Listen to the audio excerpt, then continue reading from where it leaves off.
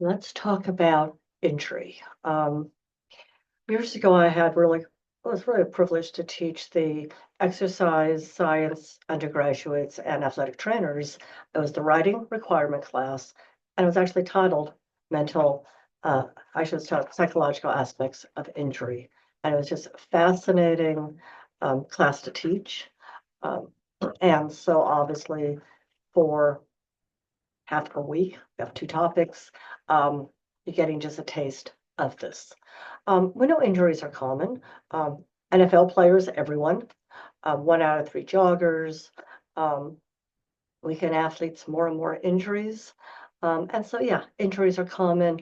My guess is that if we were all sitting in a room together and went around the room, we'd all be talking about our injuries because we've all had them. Um, shoulders, knees, and everything else. Alrighty, so let's look. Now, how do we respond to injuries? And there's been a couple of different models that have been used in the literature. One is Elizabeth Kubler-Ross's seminal work that was actually about death and dying, has been applied to injuries. Kubler-Ross actually interviewed individuals who are in different stages of dying, terminal diseases. Her work, just amazing, just stand out among psychological research. But the stage model, and we have seen this with some individuals with injuries, right? The first is that denial, the disbelief, no, I'm not injured, I'm not done. Then it goes to anger that why did this happen to me? Then the bargaining, it might be with doctors, it might be with God, for example. If you make me well, I will do this. Then psychological depression. And then finally, acceptance of, in our case, the injury, which for some might mean loss of career at this point, right? And so we see this. There's also models used now more for injury, because for many people, especially a weekend athlete, we really cannot compare it to the death and dying. A cognitive appraisal model. Now, what does this mean?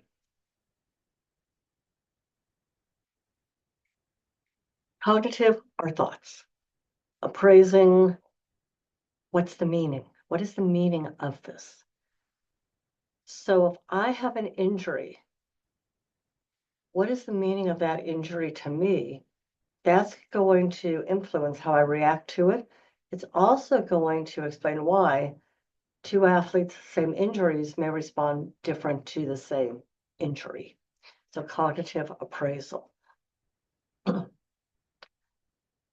Now, let me come back here. So whether we're looking at this or this, right, the two models, what I want you to remember is if you have someone who is injured and it looks like they're depressed, and granted, yeah, no one's ever dancing on the rooftops after they're injured. But if there's a depression, if there's an underlying depression, that is when you need to see if they need to speak to a mental health specialist.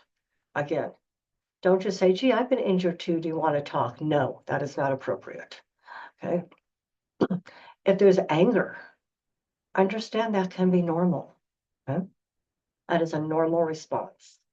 And so we need to get, if we're looking at this model, to the acceptance within the rehab and recovery. So somebody then has an injury, coping. We might look at it as a problem to be solved. I gather information about the injury. I learn about treatment options. I set goals for recovery, and I adhere to a rehab plan. Okay? Someone who's clinically depressed cannot do this, right? That's how we need to get them. We need someone who's angry cannot do this. So we have to move past that. So when they're appraising, now we can focus on coping. So problem focused. Okay, the injury is a problem. This is how I'm going to solve it. We're also going to look at managing our emotions. Because for those of you who have been injured, you know, recovery doesn't look like this, right? Recovery, you plod a little bit, boop, back here, and before you know it, right, it's up here, your strength. But that takes a lot of emotions. And so can you manage those emotions as you're going through the process?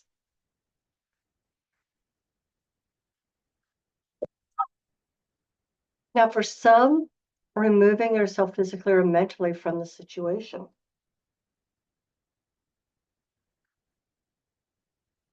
There are individuals whose recovery goes better if they remove themselves from the team.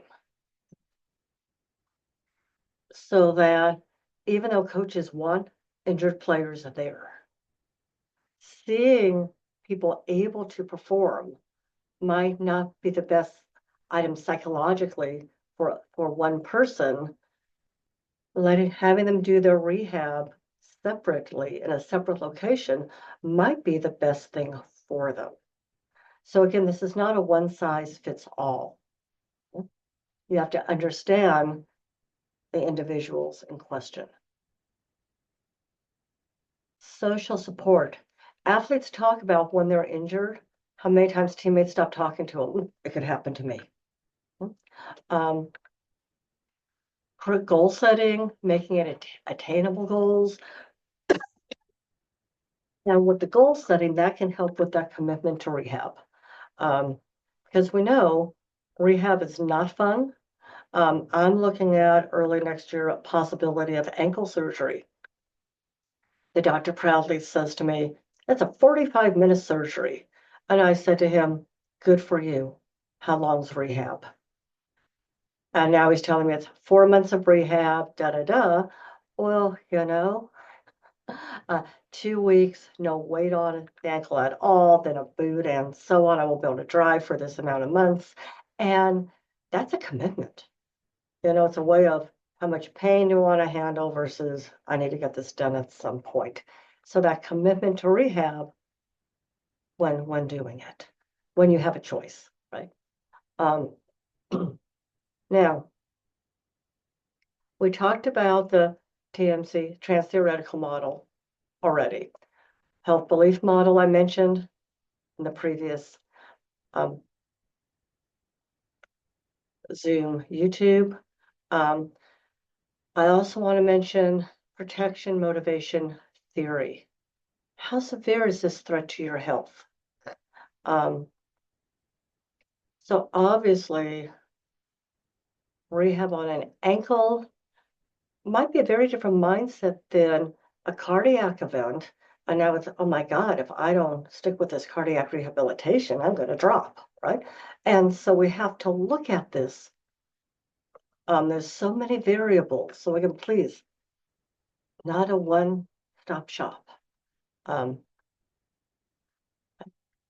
Goal setting does help recovery, though. Things we've done. Imagery and relaxation. There is research showing individuals' image, body parts healing does help. And that's exciting. Positive self-talk that I can do this versus, oh my God, I'm never going to get through this again. Right? Think about that. We want to keep our athlete or weekend warrior, whoever it might be, as an active member of the team in terms of the team recovery, right? So now you're on a new team. You're educated about your injury, you get your treatment options, and so on. And so that being able to be part of this makes a difference for individuals. What's also interesting is there are factors that may predispose someone to injury, negative life stresses. So when we are overly aroused, right, our muscles tighten, more susceptible to injury. Same with if we're not paying full attention to the task. Obviously, previous injuries play a role and poor coping skills psychologically. So we can't look at this as we can't avoid everything, but we can put ourselves in the best situations.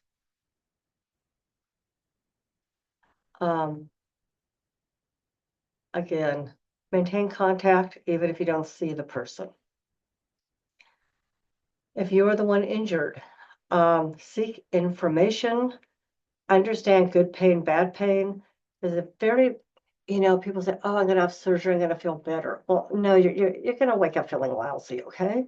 But the pain of rehab, getting back to healing, that pain dissipates, goes away, is very different than the pain of that injury. Okay? And so to make sure people understand this. Okay? So let me stop the share there. Hopefully this has helped. And as always, any questions, make sure you email me.